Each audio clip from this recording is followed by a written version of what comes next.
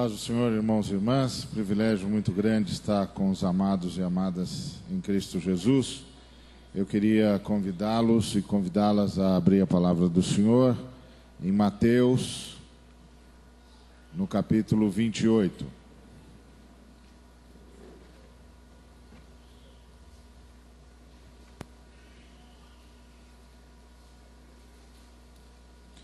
Mateus capítulo 28.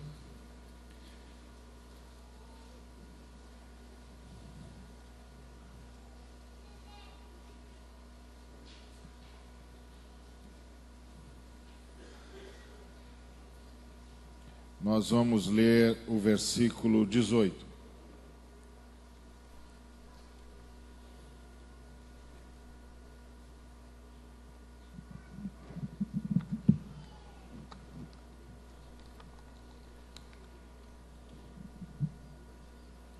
Jesus, aproximando-se, falou-lhes, dizendo: Toda a autoridade me foi dada no céu e na terra. Toda a autoridade me foi dada no céu e na terra. Que autoridade o Senhor recebeu? Para a gente responder essa pergunta, eu gostaria de convidá-los a abrir a palavra do Senhor em João capítulo 17. Evangelho segundo João capítulo 17.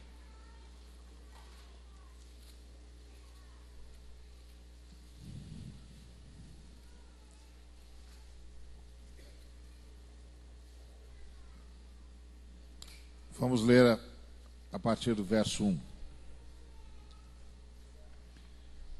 Tendo Jesus falado estas coisas, levantou os olhos ao céu e disse: Pai, é chegada a hora. Glorifica teu Filho, para que o Filho te glorifique a ti, assim como lhe conferiste autoridade sobre toda a carne, a fim de que ele conceda vida eterna a todos os que lhe deste. Então a autoridade que o Senhor Jesus recebeu, toda a autoridade, foi para conceder vida eterna. Aliás, isso é que é autoridade. Isso é que é autoridade. A autoridade não é aquela que mata, é aquela que dá vida. Se eu pedisse para qualquer pessoa, diante de um inseto, desde que ele não fosse nenhum inseto asqueroso demais, se eu pedisse para qualquer pessoa vir e matar o inseto, qualquer um viria e mataria o inseto. Isso é poder. Todo mundo tem o poder para matar o inseto. Mas se eu dissesse para qualquer pessoa, agora devolve a vida para o inseto, devolve para o inseto que você tirou dele, nenhum de nós conseguiria, porque nos falta autoridade. Essa é a diferença entre poder e autoridade. Jesus não tem só poder, ele tem autoridade. Ele tem autoridade para conceder vida eterna a todos quantos o Pai lhe der. A todos quantos o Pai lhe der. E quantos o Pai dará a Jesus? Depende de você, depende de mim, depende de nós. Porque a Bíblia diz que a fé vem pelo ouvir, e ouvir a palavra de Deus. E aí o apóstolo Paulo complementa com uma pergunta: como ouvirão, se não há quem pregue? Como ouvirão, se não há quem pregue? Quantos Deus dará a Jesus para que ele conceda, o Pai dará a Jesus para que ele conceda-lhes vida eterna? Depende de mim, depende de você. O problema não é de Cristo. Ele tem toda a autoridade. E a autoridade que ele tem é autoridade para conceder vida eterna. A quem? A todos que o Pai lhe der. A todos que o Pai lhe der. Mas quantos o Pai lhe dará? Não sei, você sabe?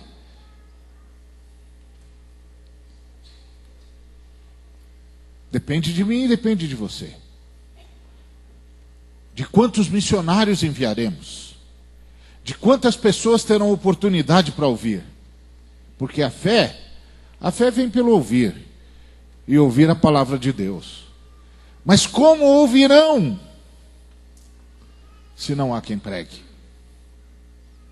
Como ouvirão se não há quem pregue? Portanto, o único empecilho que Jesus tem para a autoridade dele é a igreja.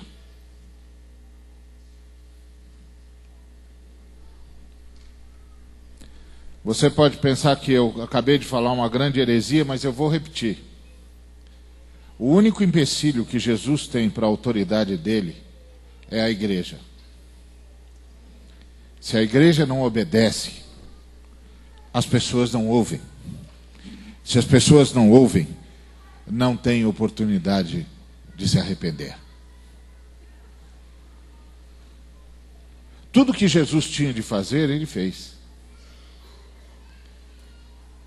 Tudo que Jesus tinha de fazer, ele fez.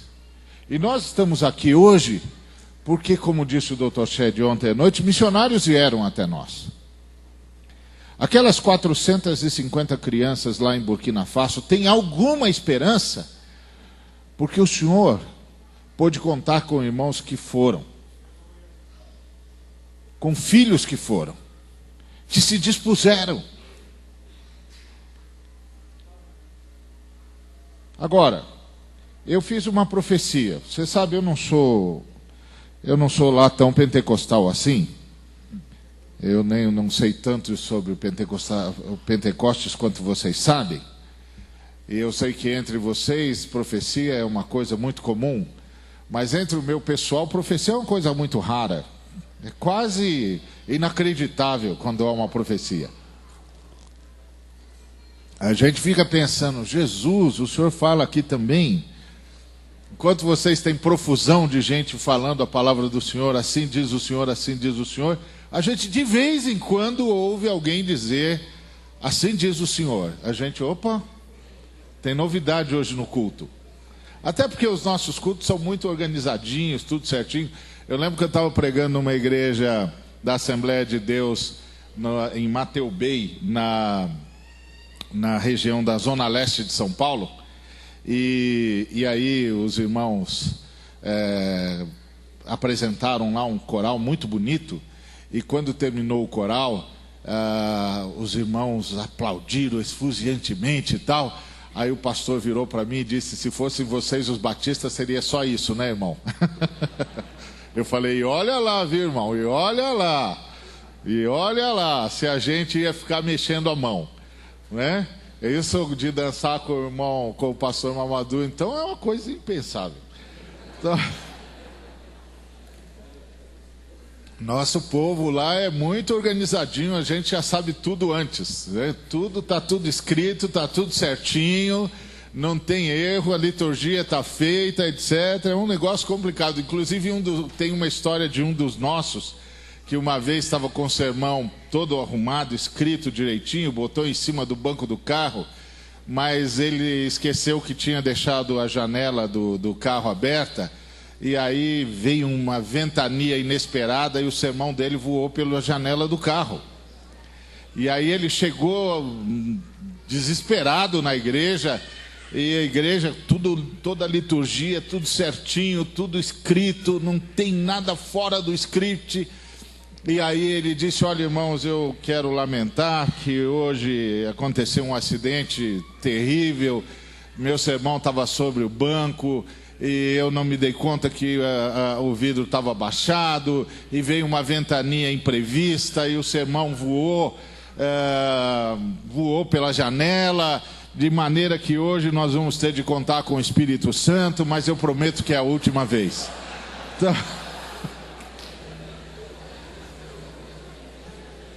Então, para nós, quando um de nós faz uma profecia, é uma coisa muito rara, muito rara. Muito raro. A gente até é muito bom de estudar a Bíblia, mas não é muito bom de profecias. Mas Deus me deu uma profecia em 1986. Lembro disso como se fosse hoje. Eu estava conversando com dois irmãos. A situação do Brasil estava muito difícil. A inflação no Brasil era altíssima.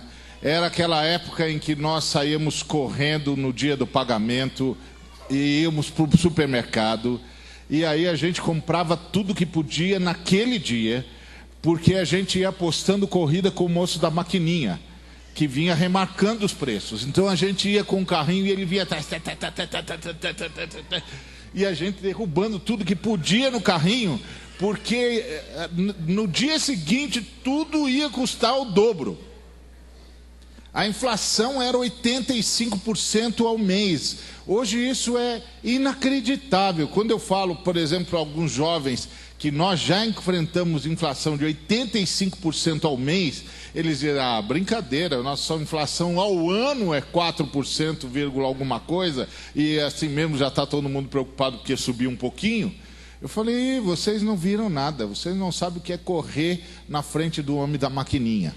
Então, nós estávamos naquela época, é uma época dificílima, o dinheiro não valia nada, A gente ganhava e corria para o supermercado porque era contado. Se deixar um dia, tinha mais engarrafamento no supermercado do que nas ruas de São Paulo, de tanta gente que ia no dia de pagamento lá. E aí eu estava conversando com dois irmãos e eles disseram, o Brasil não tem jeito. O Brasil, nós não vamos sair disso nunca. Essa loucura, entra plano, sai plano de economia e nunca dá nada certo. Nós não vamos sair dessa loucura nunca, não vejo mais saída para o Brasil. Eu disse, não, o Senhor me colocou no coração que não vai ser assim. Que Ele vai dar para nós uma economia estável e uma moeda forte. Isso era 1986. E os irmãos me disseram assim, por quê? Você acredita nos políticos? Eu falei, não acredito nos políticos nem enquanto o diabo pisca o olho. De jeito nenhum. Isso é coisa que o Senhor me falou. E aí eles me disseram, o Senhor falou isso para você? Falou. O Senhor me disse que vai dar para nós uma economia estável e uma moeda forte. E ele disse, e o irmão disse, por que razão o Senhor faria isso? Eu disse, ele me falou também. Ele disse que ia fazer isso porque queria transformar o Brasil num celeiro de missionários e sem economia estável e sem moeda forte não dá para fazer missão.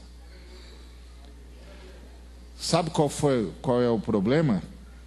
O problema é que Deus nos deu moeda forte, nos deu economia estável e a igreja decidiu ficar rica.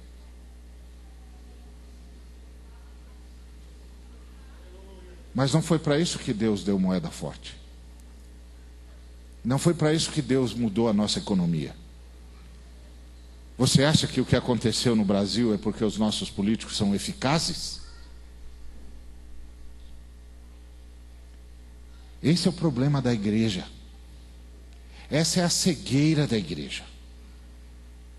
Não percebe o que Deus está fazendo. Não percebe o que Deus quer fazer. Não entende por que é que Deus está administrando a história. Realmente a gente acredita na bobagem das propagandas de tudo quanto é forma. Nós ainda não aprendemos a confiar em Deus. A saber que Deus é que está movendo a história para levar o maior número possível de seres humanos à salvação. Esse é o problema. O grande problema que Jesus Cristo tem é a igreja.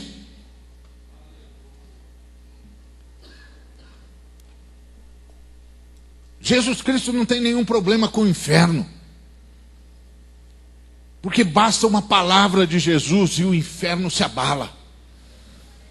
Jesus Cristo não tem nenhum problema com gente que está morta nos seus delitos e pecados. Porque basta uma palavra de Jesus e eles saem para fora, como Lázaro saiu daquele túmulo. Jesus Cristo tem problema com a igreja.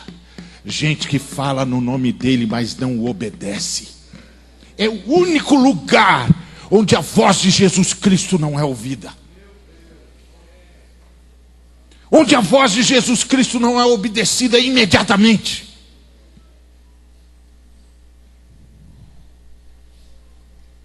O único lugar. O seu próprio povo. que duvida dele, que murmura, que reclama, e que transformou as orações apenas para curar suas dores de barriga. E que quando as coisas não vão do jeito que eles querem, eles dizem: mas eu tenho sido tão fiel ao Senhor, por que o Senhor não tem feito a sua obra na minha vida? Toda vez que um irmão me diz isso, eu falo: mais fiel segundo o seu padrão ou o padrão de Jesus? Qual o padrão que você está usando para falar que é fiel? Qual o padrão? Irmãos. Irmãos e irmãs. Quanta coisa Jesus Cristo quer fazer no mundo. Ele recebeu toda a autoridade no céu e na terra para conceder vida eterna, para arrancar do inferno tantos quantos o Pai dera a ele, para fazer deles habitação do Espírito Santo. Todos aqui, certamente, há dezenas e dezenas e dezenas de pessoas aqui batizadas com o Espírito Santo. Certamente aqui dezenas e dezenas de pessoas que falam em línguas. Vocês gostam de falar em línguas, não gostam? Por que vocês acham que as pessoas que ainda não nasceram de novo também não gostariam?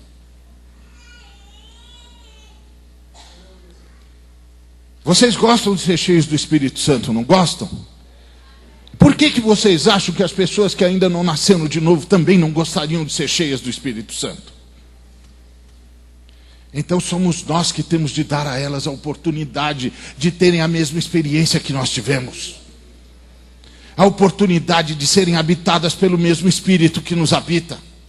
A oportunidade de terem os mesmos dons e as mesmas capacidades que nós temos. Somos nós que temos de fazer isso. Mas nós não vamos fazer isso se a gente pegar todo o dinheiro que Deus está nos dando para enricar. Para gastar com bobagem. Para construir templo novo. Lembre-se, irmão, irmã, esta casa maravilhosa, e não tem nada errado em ter uma casa maravilhosa, é nossa casa.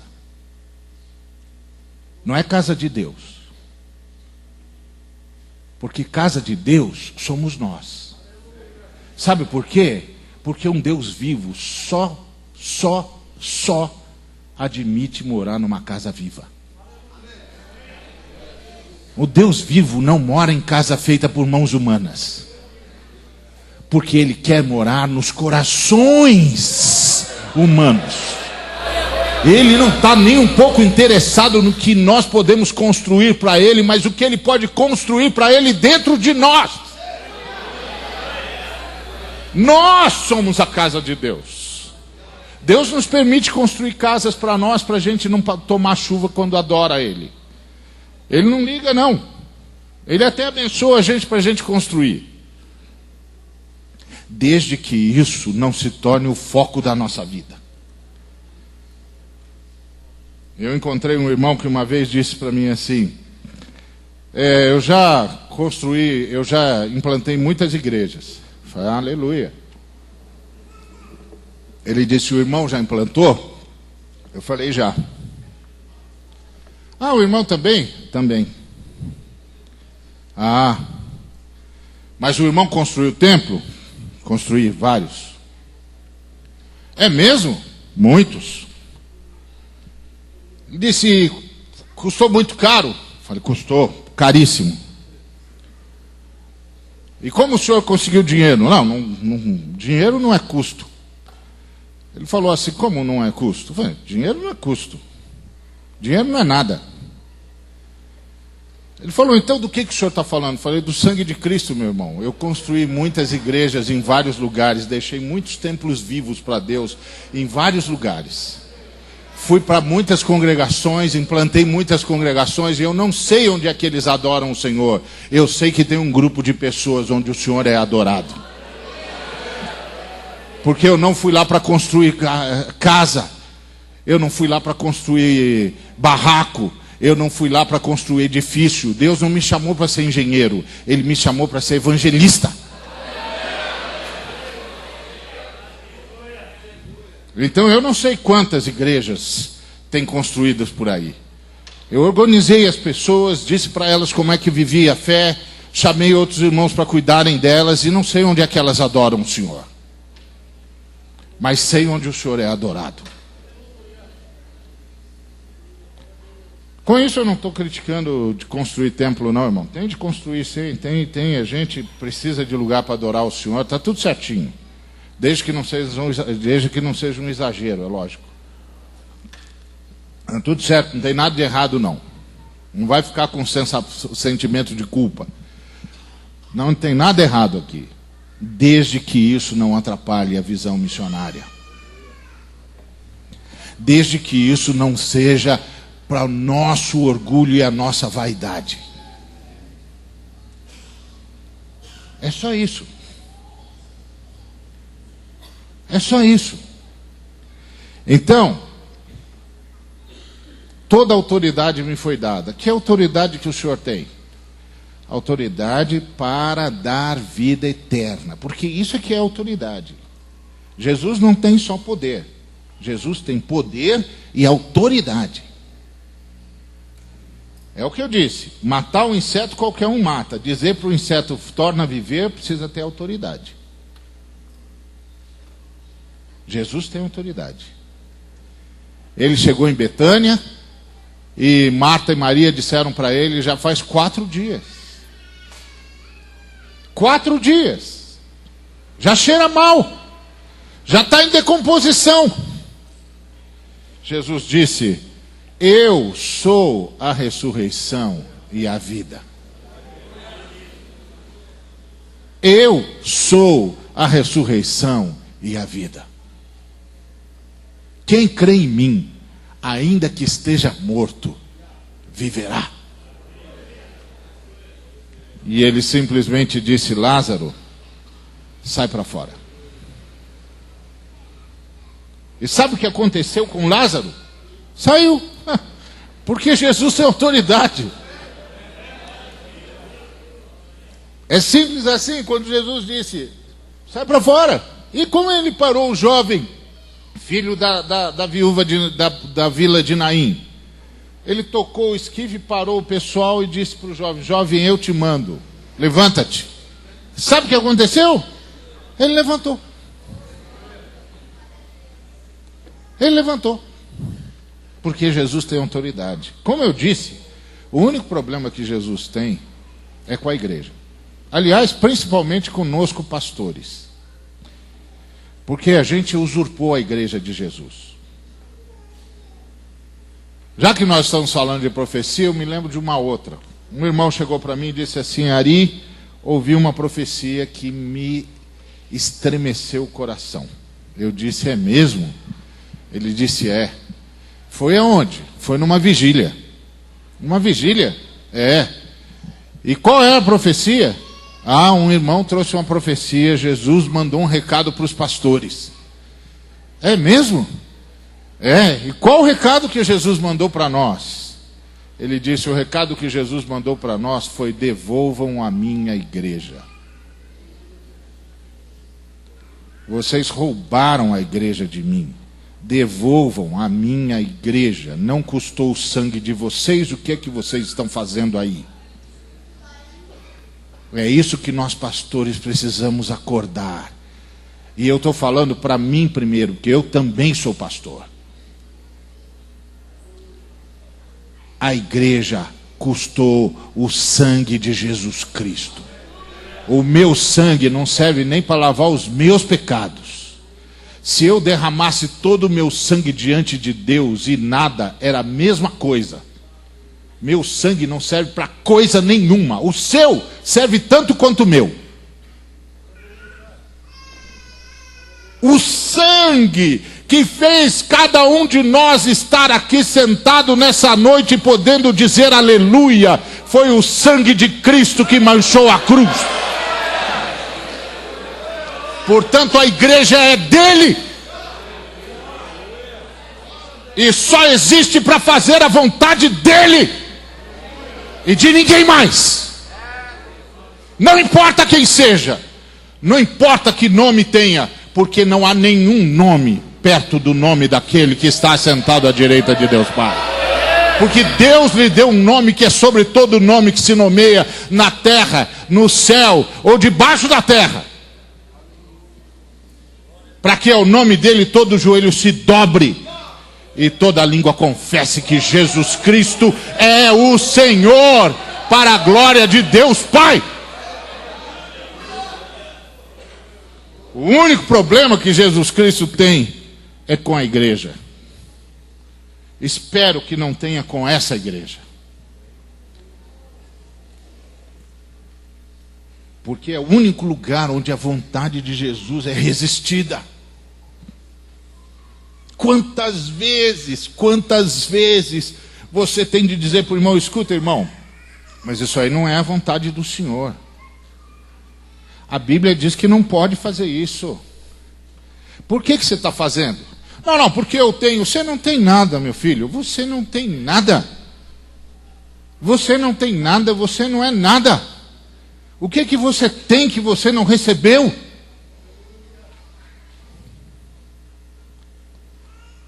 Não, porque eu sou. Você não é nada. O único ser no universo que pode dizer eu sou é Javé.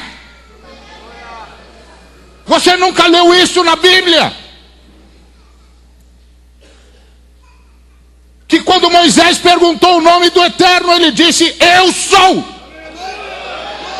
Só há um ser no universo que pode dizer eu sou. Então quando eu ouço um irmão dizendo eu sou, eu falo: eu sou o quê, cara pálida? Você é o quê? O único ser no universo que pode dizer eu sou é o Criador e sustentador do universo. Todos nós nos movemos, vivemos e existimos nele.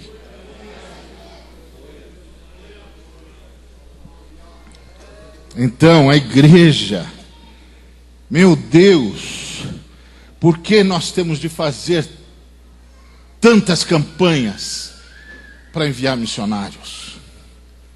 Porque Jesus tem um problema com a igreja. Por que nós temos de fazer tantos congressos? Porque Jesus tem um problema com a igreja. Porque cada vez que a gente vai fazer um congresso missionário é uma luta. E é uma luta dentro da igreja. Porque na igreja é que estão alojados os que não honram Jesus.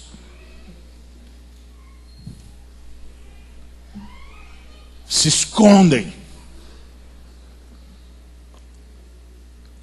Não podemos permitir isso. Quando a gente ouve sobre 450 crianças em Burkina Faso, quando a gente ouve sobre a bruxaria na Venezuela, nós não podemos permitir isso. Porque essas pessoas podem ser libertas. Elas podem ser libertas. Elas podem ser libertas. Elas podem ser libertas, elas não precisam ser escravas de Satanás. Elas não precisam ser mais acorrentadas por ninguém e terem as suas mãos apodrecidas e os seus pés apodrecidos aos 5 anos de idade, porque ninguém vai lá falar de Jesus. Porque a igreja tem outras prioridades. Tem onde gastar o dinheiro de Jesus.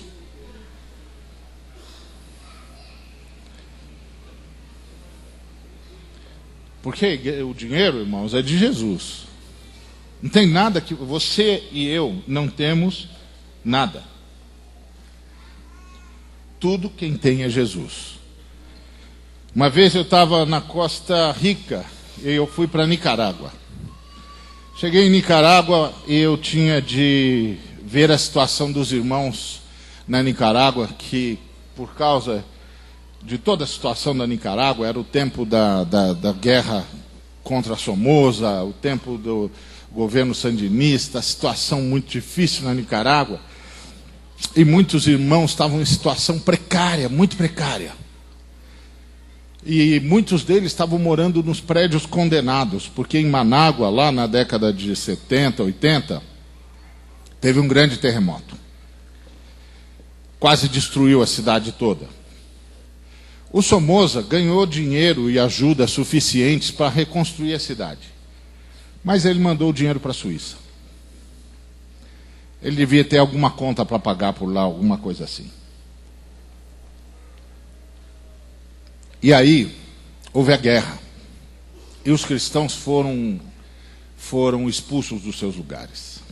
E sabe onde os cristãos foram morar? Nos prédios condenados. Aqueles que a qualquer hora iam desabar.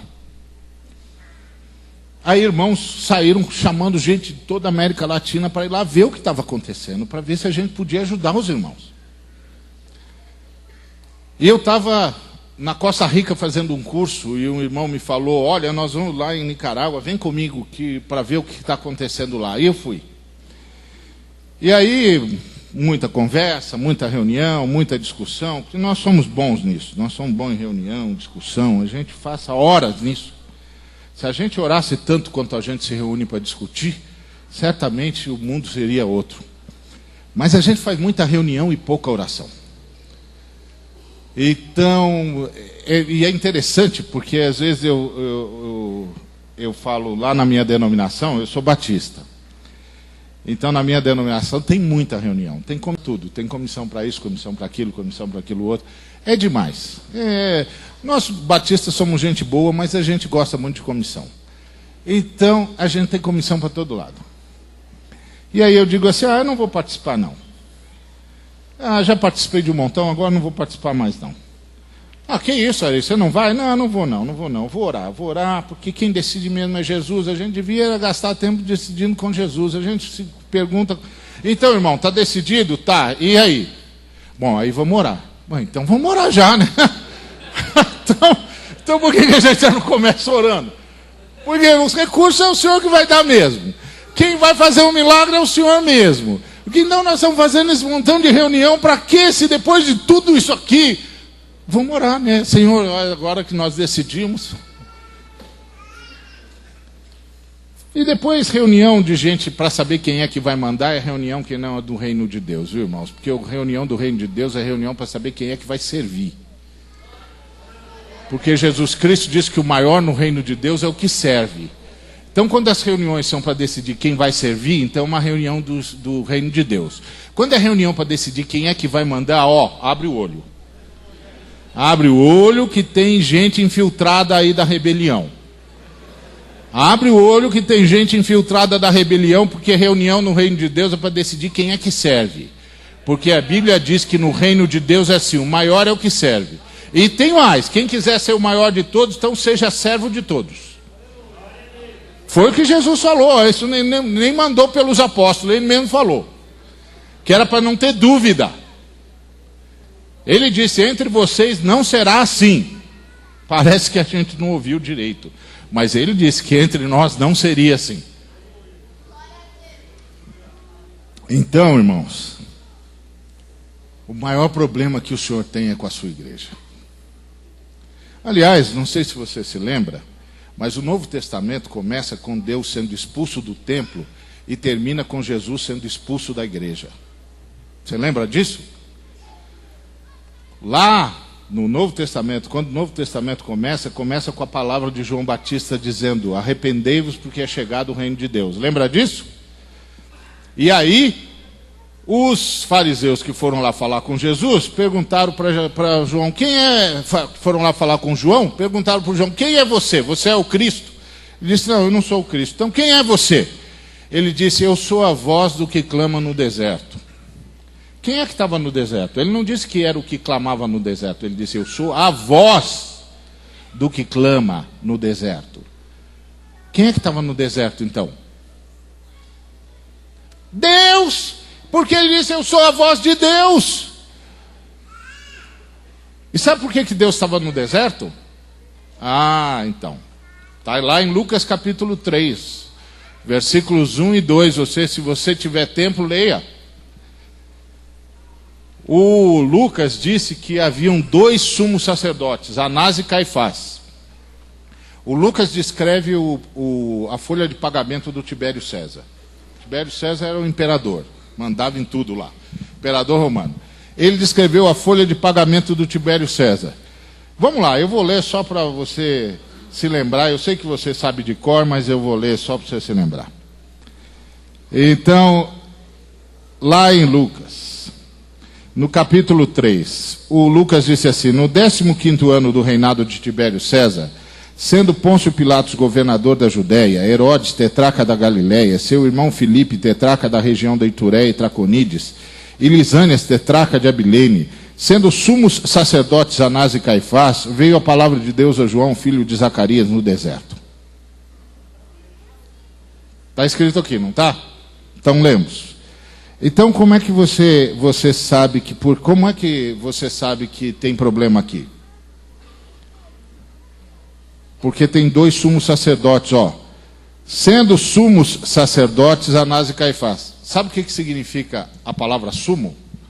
Significa o único, o maioral, o mais alto. Como é que pode ter 2 sumos?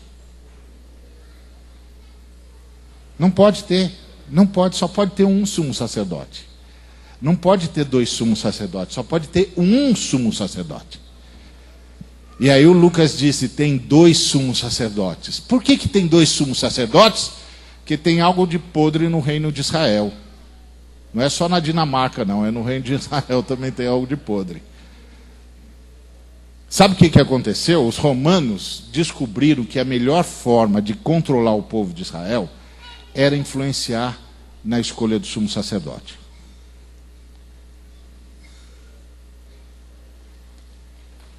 E aí eles começaram a achar um jeito de fazer isso.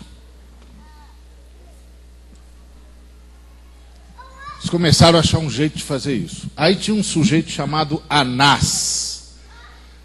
Era um político populista. Sabe o que é um político populista? Esse que o povo adora.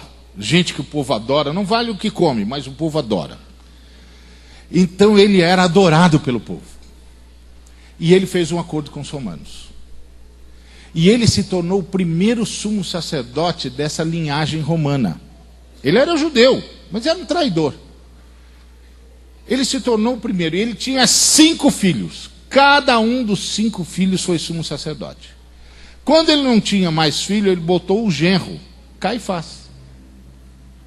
E ele ficou o tempo todo controlando por detrás. Por isso que Lucas falou, sendo sumos sacerdotes, Anás, o traidor, e Caifás, o laranja.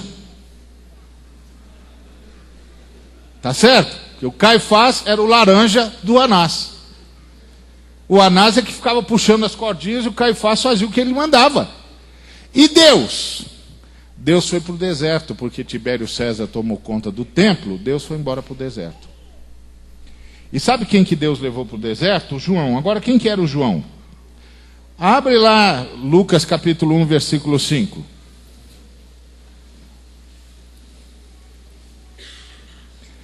Nos dias de Herodes, rei da Judéia, houve um sacerdote chamado Zacarias, do turno de Abias. Sua mulher era das filhas de Arão e se chamava Isabel. Muito bem. Qual era a condição para a pessoa ser sumo sacerdote em Israel? Primeiro, ele tinha de ser da tribo de Levi. Segundo, ele tinha de ser de uma das famílias da tribo de Levi. Qual era a família?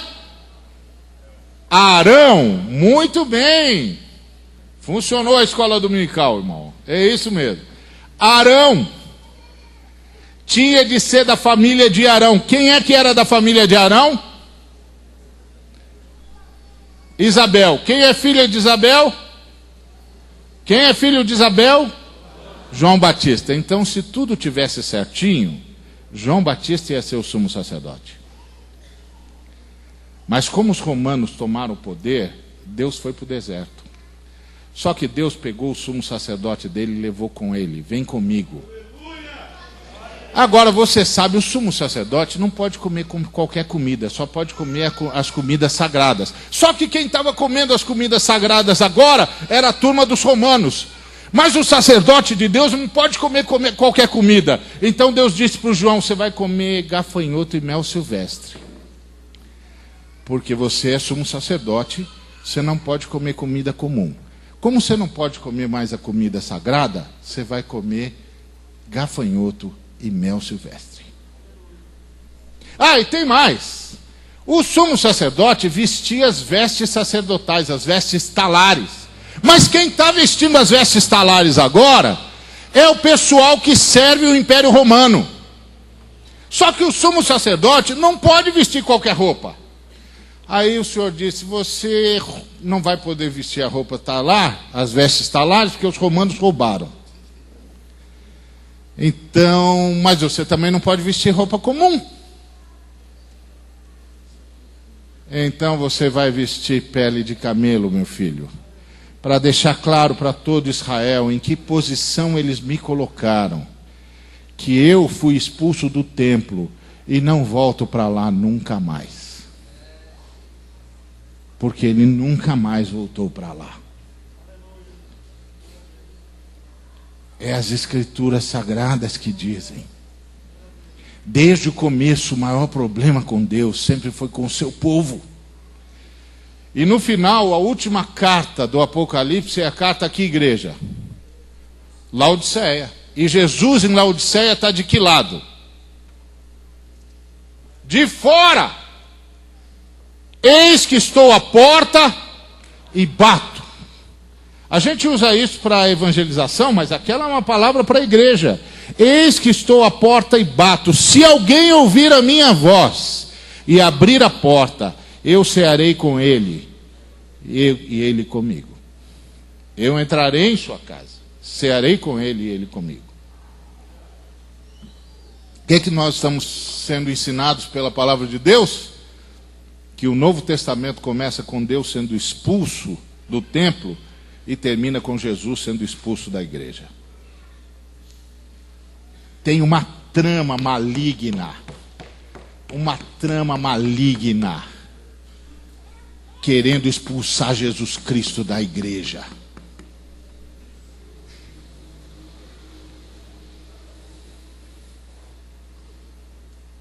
E sabe através de quem que o diabo age?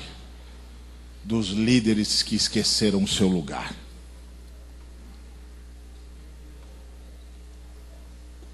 Que esqueceram o seu chamado. Que esqueceram que não são donos de nada, são servos de todos. Esse é o ponto. Me lembro que uma vez eu fui chamado para falar num congresso. E aí eu fui chegando no congresso. E aí um congresso era num estádio enorme. Gente para todo lado. Aí de repente eu desci, já vi um amigo e fui lá cumprimentar e alguém já me segurou no braço e falou: pastor, o senhor não vai por aí. Uai, meu irmão, vou lá cumprimentar meu amigo, sou. Cumprimento o homem e volto. Não, pastor, depois o senhor cumprimenta, porque agora tem aqui um lugar especial. Falei: irmão, não tem lugar especial para mim. Acho que nós estamos nos confundindo aqui. Não tem lugar especial para mim. Eu encontrei um irmão. Eu vou cumprimentar o meu irmão. Depois que eu cumprimentar o meu irmão, eu vou onde o irmão quiser. Mas não tem lugar especial, irmão. Só tem a casa de Deus. Só tem o povo de Deus. Só tem os filhos de Deus. O único sujeito especial no nosso meio está sentado à direita de Deus Pai.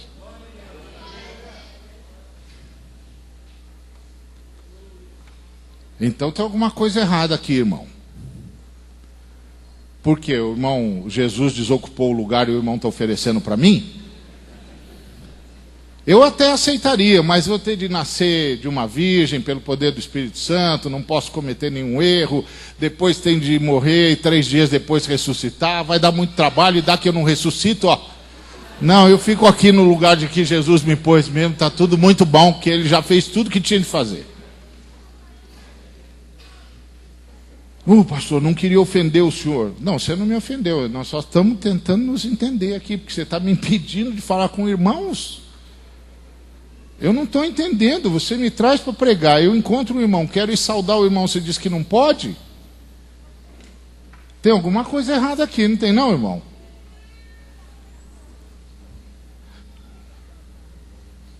Não, sabe o que é? Que tem um lugar especial. Por quê? A gente não pode se misturar com os irmãos? Mas a gente é o quê? A gente é irmão. O que mais que a gente é? A gente é irmão, moço. É só irmão. Eu sei que a gente juntou um montão de títulos aí. Esses títulos é tudo besteira. Nós somos só irmãos. Mas Jesus deixa. Sabe que a gente gosta dessa bobagem? Jesus, deixa os meninos se divertirem com essas bobagens. Porque a gente é só irmão. O que mais que a gente é? Todo mundo aqui foi lavado pelo sangue do Cordeiro. O que isso faz da gente? Irmão. Tem outro cargo além de irmão na igreja? Não. As nossas funções podem ser diferentes, mas a gente é só irmão. E também é pouca coisa, porque todo mundo vai brilhar como o sol ao meio-dia, então está tudo igual. Ou você acha que só eu vou brilhar com o sol ao meio-dia? Tem uns crentes que acham que só eles vão, ou não vai não. Agora, você está vendo? O único problema que Jesus tem é com a igreja dele. A gente tem de mudar essa prosa. A gente tem de mudar isso, irmão. Dá tempo, é isso, dá tempo. Dá tempo de mudar isso, de dizer, Jesus, com a gente o senhor não vai ter mais problema. O senhor diz, a gente faz e pronto. O que o senhor quer? Que foi o que o nosso irmão falou sobre o sacrifício vivo.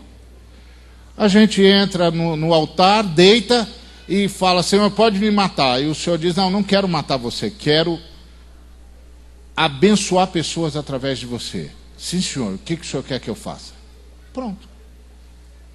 Aí o Senhor diz, a gente vai e faz. É simples, não requer prática, habilidade. Qualquer criança, senhor, senhora, senhorita, faz. Porque faz no poder do Espírito Santo mesmo.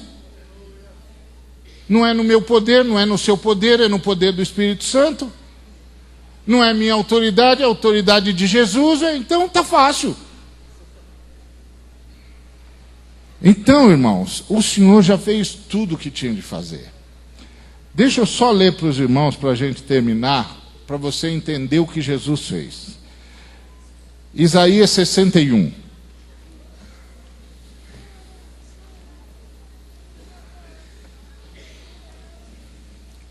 A partir do versículo 1 diz assim: O Espírito do Senhor Deus está sobre mim, porque o Senhor me ungiu para pregar boas novas aos quebrantados, e enviou-me a curar os quebrantados de coração, a proclamar libertação aos cativos e a pôr em liberdade os algemados, a apregoar o ano aceitável do Senhor e o dia da vingança do nosso Deus, a consolar todos os que choram, a pôr sobre os que em Sião estão de luto uma coroa em vez de cinzas, óleo de alegria em vez de pranto, veste de louvor em vez de espírito angustiado, a fim de que se chamem carvalhos de justiça,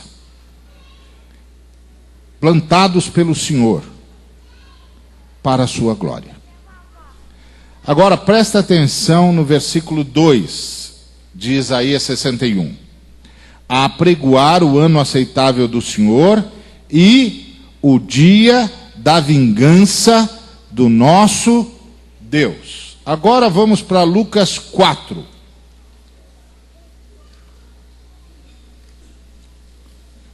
Lucas capítulo 4, versículo 18.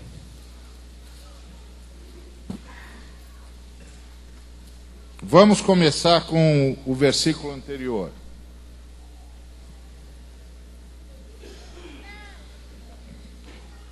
Então lhe deram o livro do profeta Isaías, e abrindo o livro achou o lugar onde estava escrito. Ele abriu exatamente no que hoje é Isaías 61. E ele disse, e aí ele leu: O Espírito do Senhor está sobre mim, pelo que me ungiu a evangelizar os pobres. Enviou-me para proclamar libertação aos cativos e restauração de vista aos cegos, para pôr em liberdade os oprimidos e apregoar o ano aceitável do Senhor. Tendo fechado o livro, devolveu ao assistente e sentou-se. E todos na sinagoga tinham os olhos fitos nele. Então passou Jesus a dizer-lhes: hoje se cumpriu a escritura que acabais de ouvir. Vocês viram que Jesus leu Isaías 61? Mas leu diferente. Ele leu diferente. Tá lá. Por que ele leu diferente? Porque no versículo 2, abre lá Isaías 61 de novo. Versículo 2 diz assim: a apregoar o ano aceitável do Senhor e o dia da vingança do nosso Deus. Cadê o dia da vingança do nosso Deus em Lucas 4?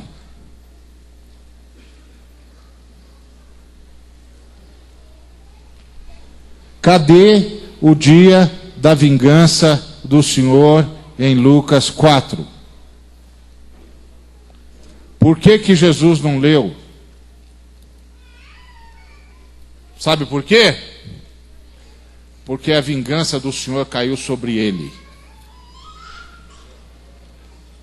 Isaías nos avisou que um dia Deus ia se vingar da nossa rebeldia. E Jesus Cristo veio dizer que a vingança cairia sobre ele.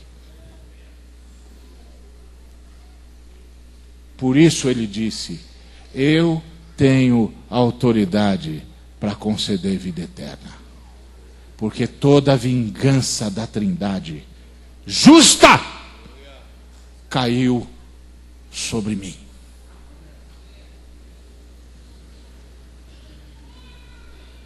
Por isso ele pôde dizer diante da cruz e diante dos seus algozes: Pai, perdoai-os.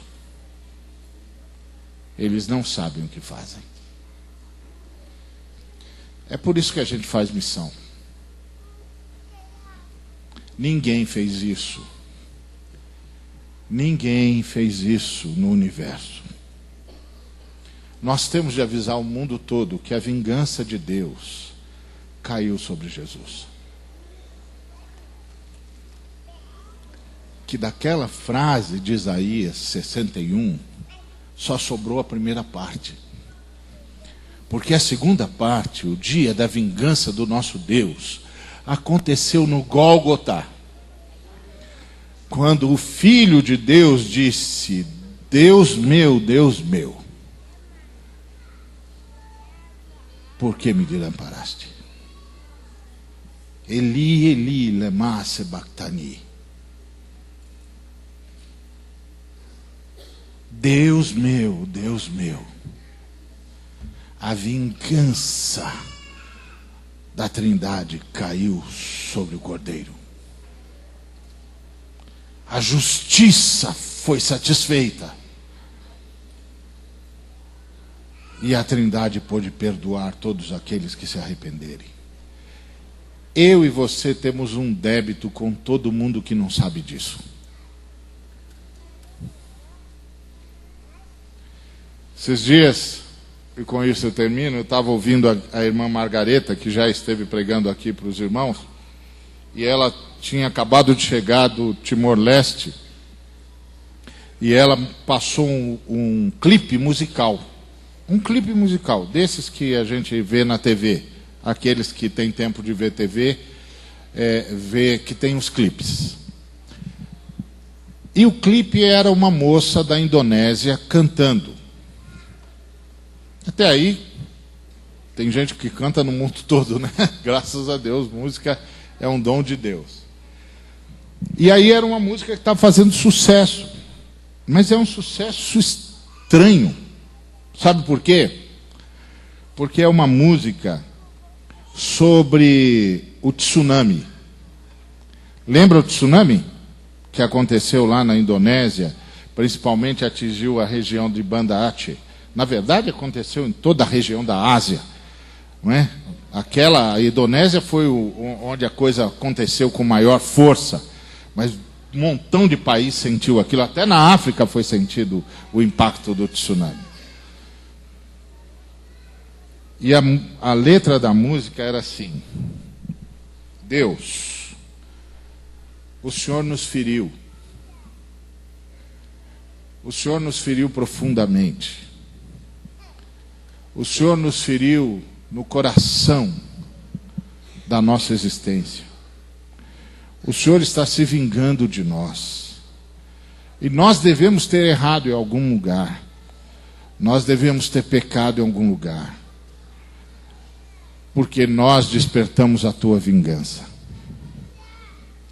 É uma música com um clipe de um povo muçulmano tentando entender aquele cataclismo e achando que é a vingança de Deus. Sabe por quê? Porque eles não sabem o que você sabe. Ele não sabe que os cataclismos não são porque Deus está se vingando, mas porque Deus está chamando os homens ao arrependimento. Ele não sabe que a vingança de Deus já se cumpriu na cruz. E sabe por que eles não sabem? Porque nós não fomos lá falar.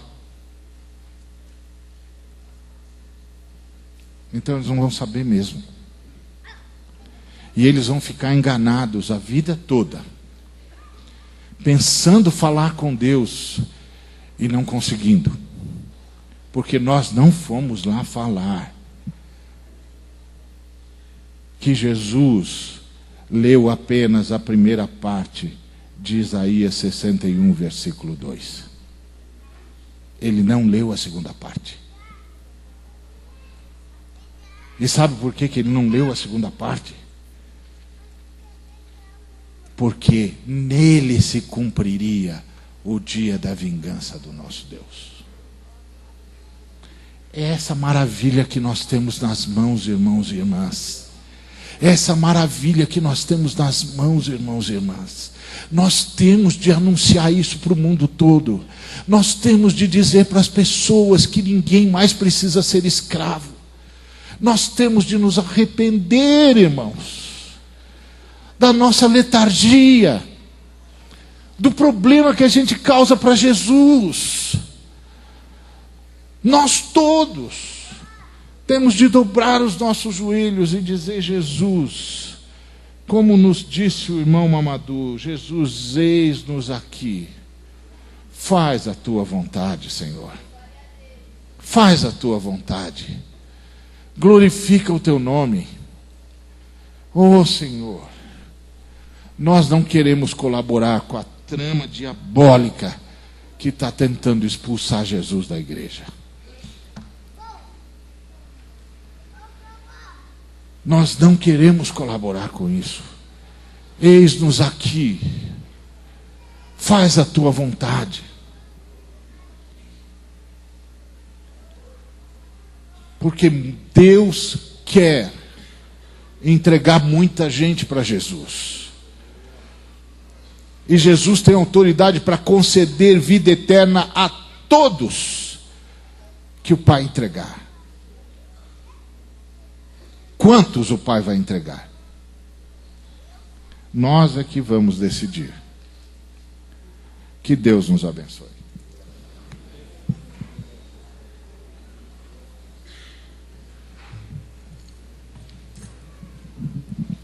Quantos pais nós temos aqui nessa noite? Levanta a mão, todos os pais, todas as mães. Amém, amém. Os irmãos sabem como anda difícil nós criarmos os nossos filhos, não sabem? Está difícil hoje, não está? O custo de vida, darmos as condições necessárias. Eu quero que os irmãos não se esqueçam da responsabilidade que nós assumimos hoje.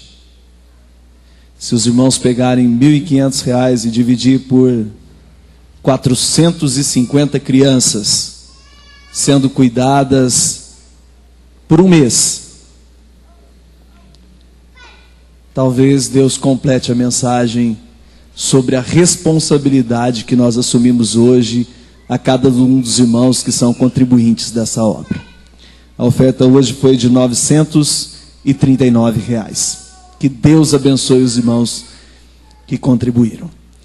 Queridos, amanhã pela manhã, a pedido do pastor Edinho, nós vamos estar aqui às 9 horas da manhã. Todos os pastores, não somente da nossa igreja, todos os pastores, inclusive ontem representados pelo Conselho de Pastores, eu quero aqui novamente reforçar esse convite para pastores, ou melhor, ministros, pastores, reverendos, enfim, e presbíteros. Pastor Ariovaldo vai estar pela manhã ministrando a palavra de Deus especificamente para os líderes, ministros e presbíteros. Amém?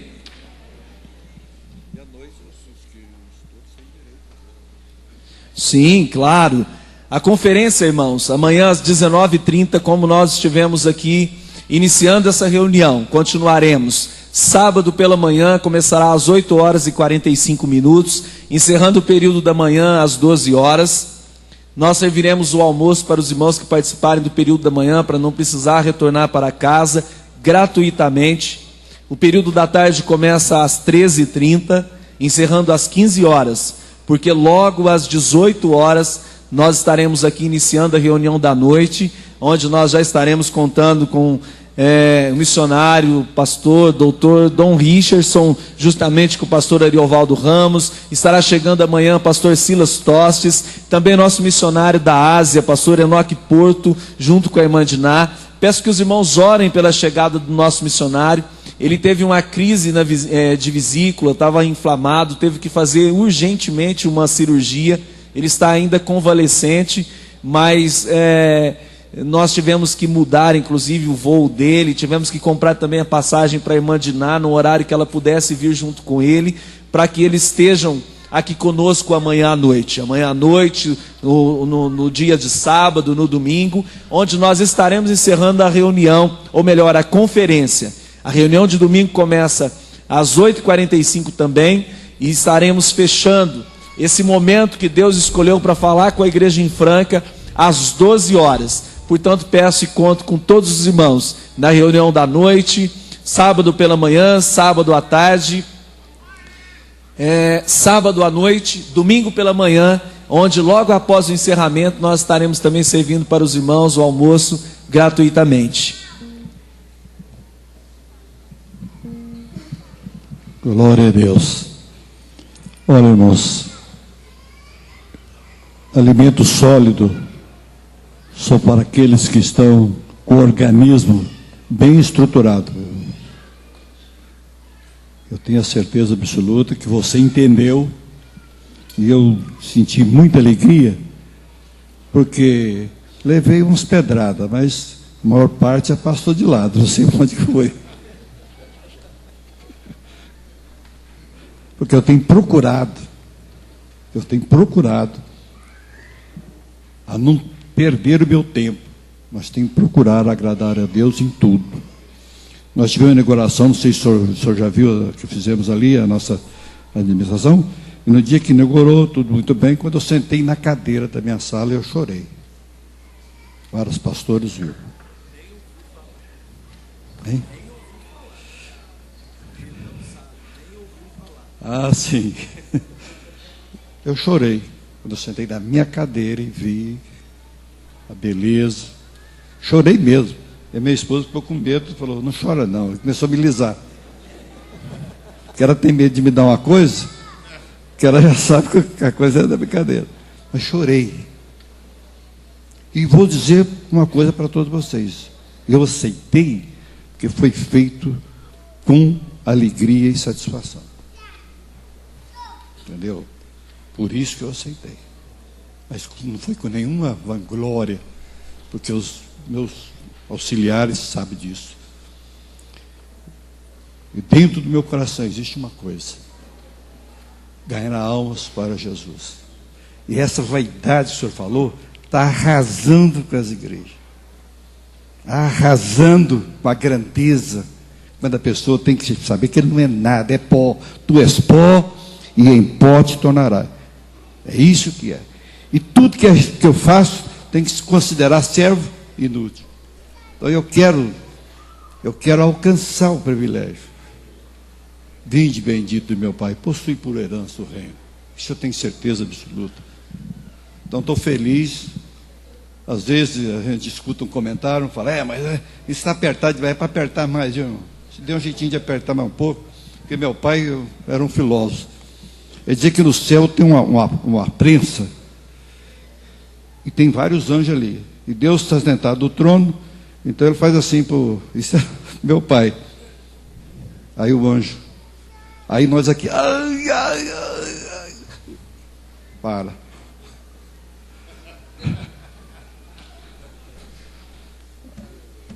Aí esquece tudo, começa, oh, glória, aleluia. Deus, mais uma volta.